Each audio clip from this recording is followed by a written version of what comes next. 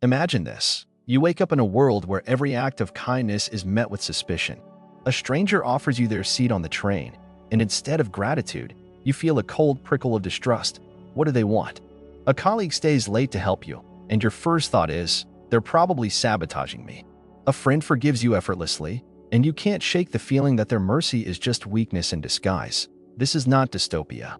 This is reality. We live in an age where cynicism is the default language of survival. To be kind is to be naive. To trust is to be reckless. To love unconditionally is to invite exploitation. And yet, here's the paradox: we still crave goodness. We idolize it in stories, weep over its absence in our lives, and secretly despise ourselves for failing to embody it. Why does a cynical world punish kindness? Dostoevsky's The Idiot forces this question upon us with brutal elegance.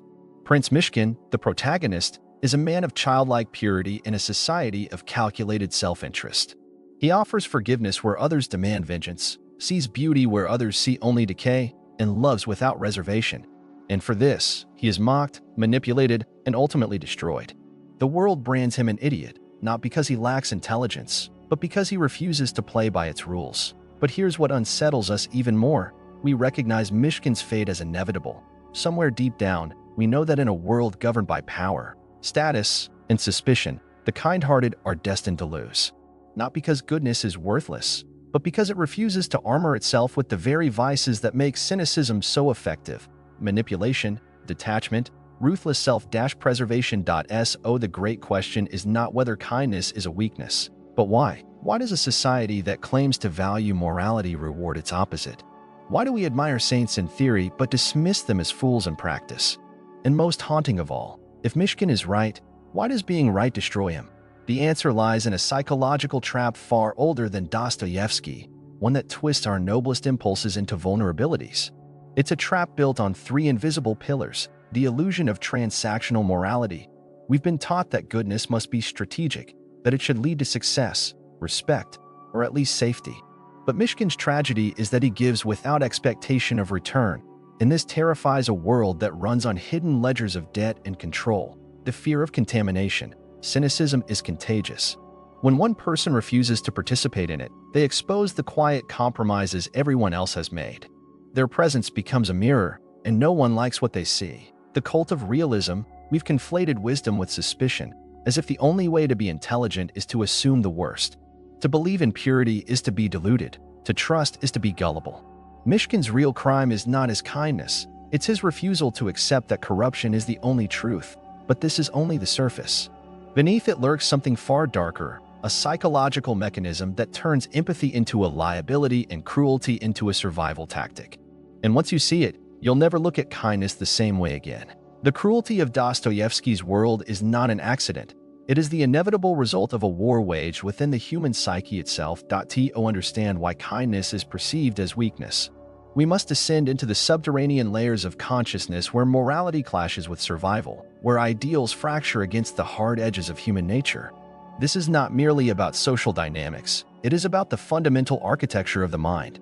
The Nietzschean lens, power as the ultimate currency. Friedrich Nietzsche saw with terrifying clarity what Dostoevsky's The Idiot dramatizes. The world does not reward goodness, it rewards strength.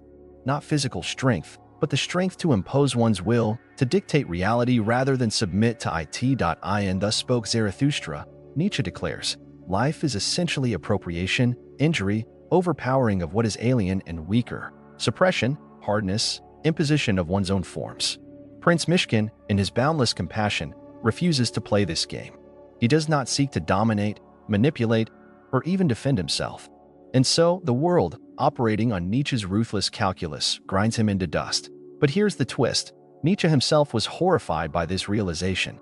He did not celebrate the death of kindness, he mourned it.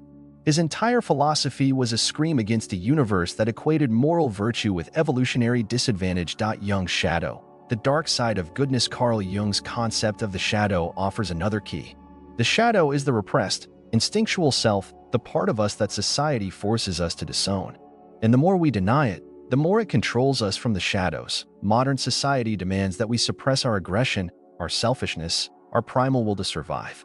We are told to be nice at all costs. But this enforced morality has a catastrophic side effect. Those who embody pure goodness become living reproaches to everyone else's compromises. When Myshkin forgives a man who has humiliated him, he does not inspire the crowd to be better. He enrages them. His grace exposes their pettiness, and so they must destroy him to silence their own shame. This is why the kind are so often hated. They remind us of what we've sacrificed to belong. Schopenhauer's prison, the illusion of moral justice. Arthur Schopenhauer, the philosopher of pessimism, saw the universe as a blind, amoral force.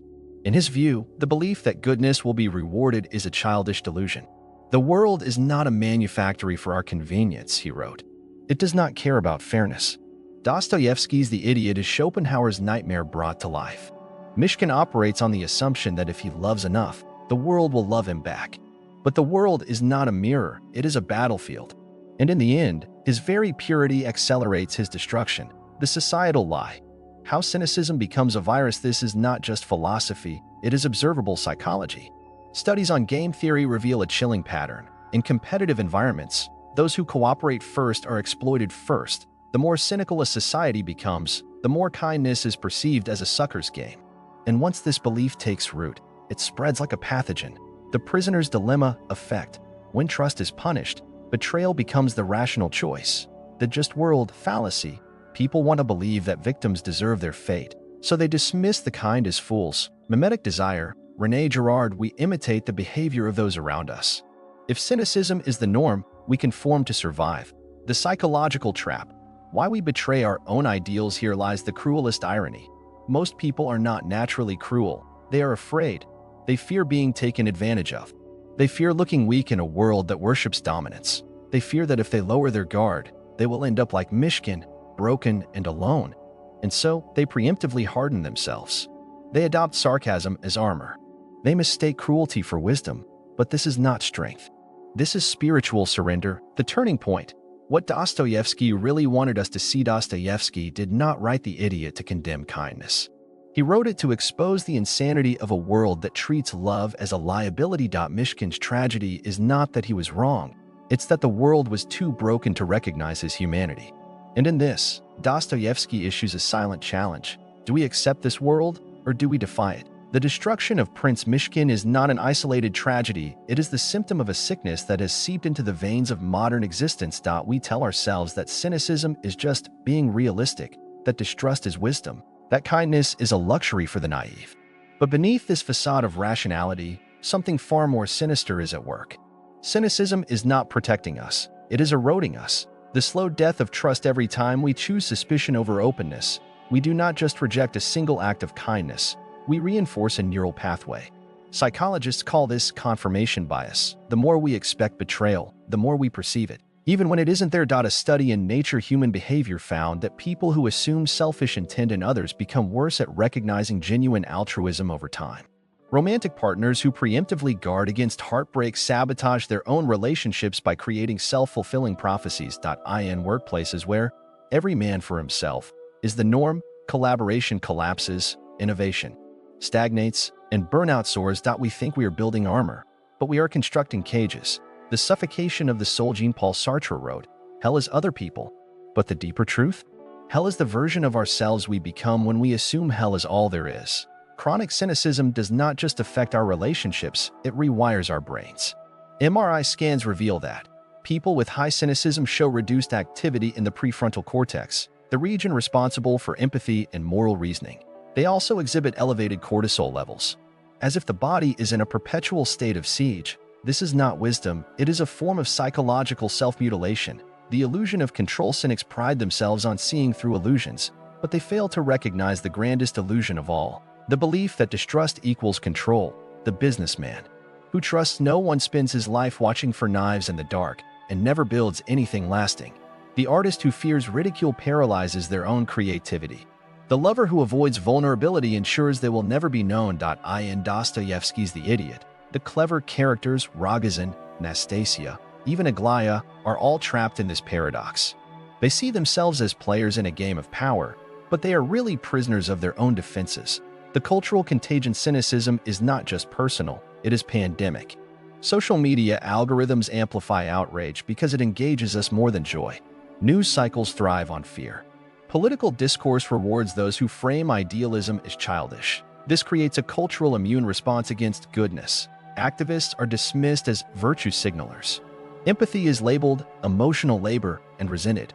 Innocence is pathologized as toxic positivity.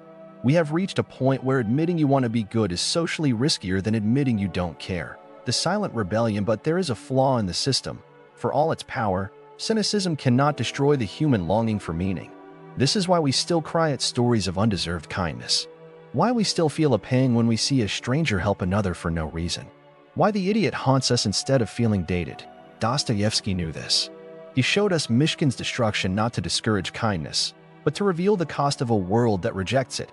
And in that revelation lies the first spark of defiance. The tragedy of Prince Myshkin is not that kindness itself is doomed. It's that he never learned how to survive in a world that sees goodness as a threat. But what if there were another way? What if kindness could be not a surrender, but a strategy? The myth of the perfect victim. Dostoevsky's The Idiot presents us with a false binary. Either become a cunning predator like Rogozin or a helpless saint like Myshkin. But this is a trap. True strength lies in transcending the dichotomy entirely. The Buddhist concept of skillful means teaches that compassion without wisdom is just another form of folly. Machiavelli, often misinterpreted as a prophet of cynicism, actually argued that the appearance of virtue is more powerful than vice, if wielded intelligently.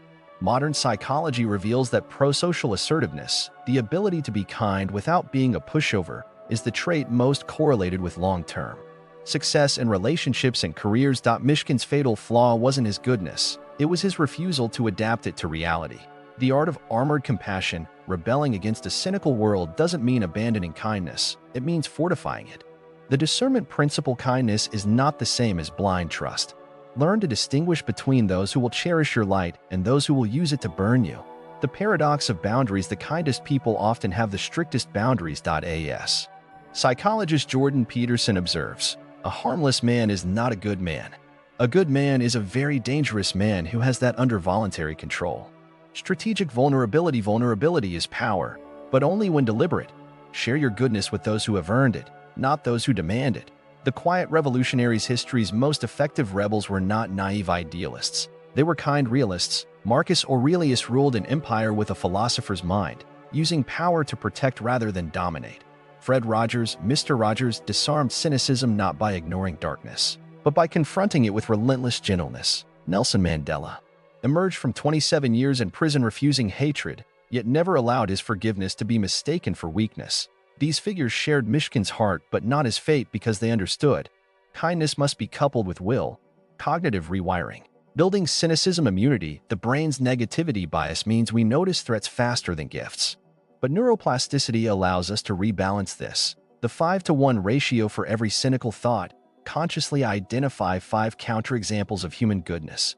Studies show this ratio prevents cynicism from becoming default thinking. Shadow integration, Jungian practice: acknowledge your own capacity for darkness, not to indulge it, but to prevent it from controlling you unconsciously. Tribal selection: you cannot single-handedly change a cynical world, but you can find or build a subculture that values depth over detachment. The ultimate subversion: here lies the revolutionary truth Dostoevsky hints at but never states outright. In a world that equates strength with hardness, the most radical act is to remain tender, by choice, not compulsion.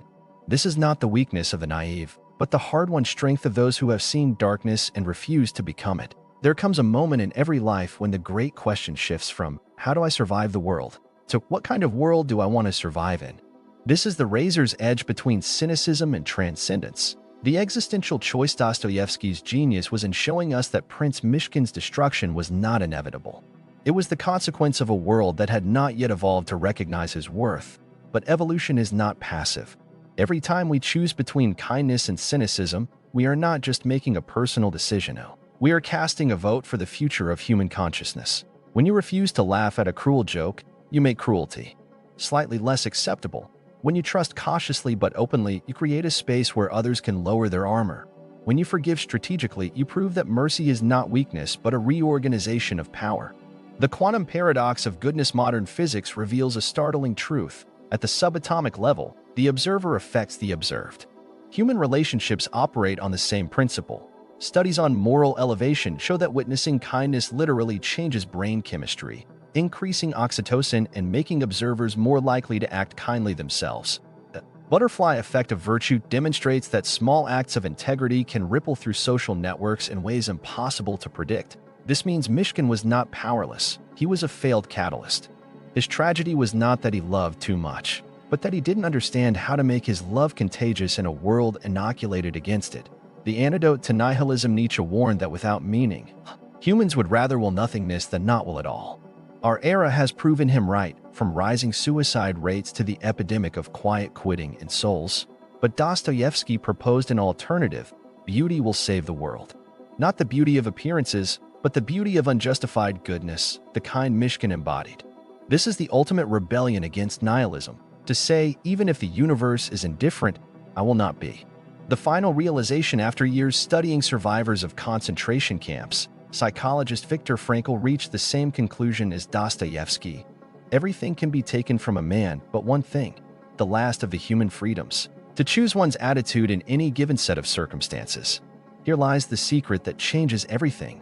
Cynicism is not wisdom, it is surrender dressed as sophistication. The truly strong are not those who have abandoned ideals, but those who have suffered disillusionment and chosen to believe anyway, not blindly, but with eyes wide open.